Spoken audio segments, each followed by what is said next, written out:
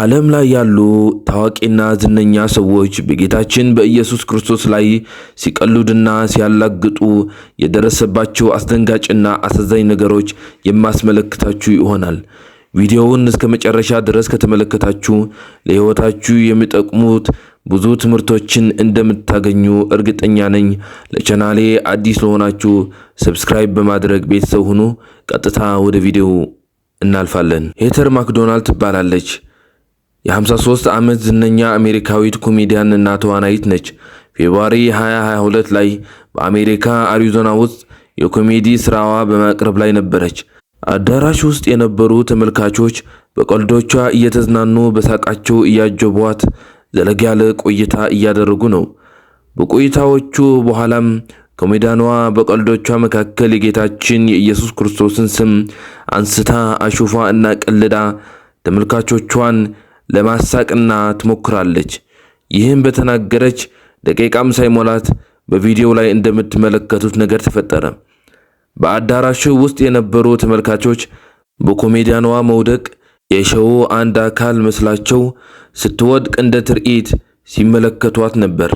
ከ1723 ጀምሮ መከበር እንደጀመረ የሚነገርለት የብራዚላውያኑ ካርኒቫል ባለፈው ዓመት ክብረ በዓሉ ላይ በዓለም ላይ ያሉ ክርስቲያኖችን ያስቆጣ አሳፋሪ ሁነትን አስተናግዶ ነበር።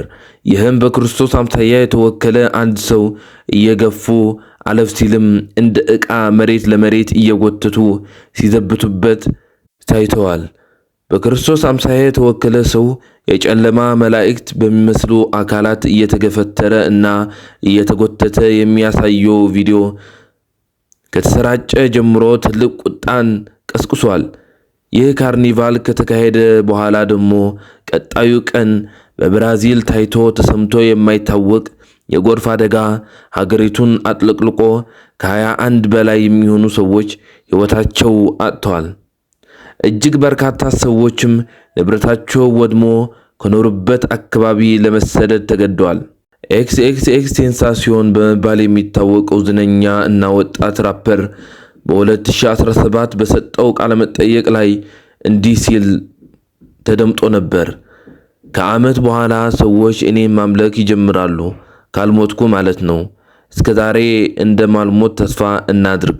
ይህ ንግግር ከተናገረ ከዓመት በኋላ በምስሉ ላይ እንደምትመለከቱት መኪና ውስጥ በጥይት ተመቶ በ20 ዓመቱ ከዚች ዓለም በሞት ተለይተዋል። የ28 ዓመቱ የሶሻል ሚዲያ ኢንፍሉዌንሰር እና ፕሮፌሽናል የሬስሊንግ ተፋላሚ የሆነው ሎጋን ፖል በአንድ ወቅት የነበረው ፖድካስት ሾው ኢየሱስ ክርስቶስ ላይ ያልተገቡ የብልግና ቃላትና ተጠቅሞ የነበረበትን ጥላቻ በስድብ ገልጾ ነበር።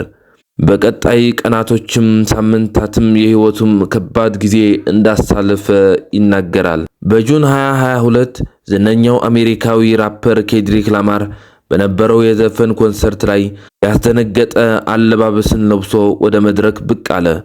አይሁዶች በጭካኔ በኢየሱስ ክርስቶስ ጭንቅላት ላይ አድርገውት የነበረውን የእሾህ አክሊል አምሳያ ራሱ ላይ አድርጎ ክርስቶስ ስቃይ ላይ ሲያላግጥ ታየ። ክቡራት ተመልካቾቼ የዛሬ ቪዲዮ ይህ ይመስል ነበር።